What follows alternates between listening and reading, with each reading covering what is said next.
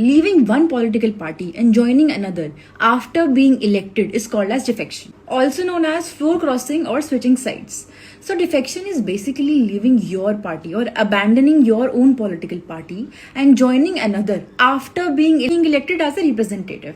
So, in order to curb this practice of defection, anti-defection law was made in the 10th schedule of the Constitution of India, and it was the Second Amendment Act of the 1985.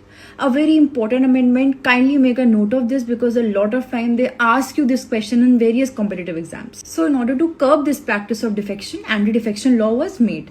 So there are various grounds on which a person can be disqualified from being a member of any political party. If he has voluntarily given up the membership of his own political party, if he has done anything that goes against the principle of the political party of which he is elected right now, he is a nominated person, then he is allowed to join any political party for continuous 6 months after his date of election. But if he joins it after that, then he is disqualified. And lastly, if he is not a member of any political party, that is, he is an independent member and after the elections he joins any political party, he will be disqualified.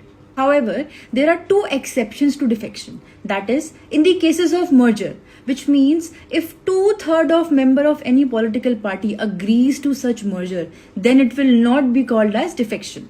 Next is, the chairperson or a speaker of a house may resign from their political parties after the election, and this is not called as defection. Another very important fact of defection is that the speaker and the chairperson of a house have been given the powers to disqualify a person on the grounds of defection. Kindly go and read the 10th schedule of the Constitution of India because it is a very important topic from your exams point of view.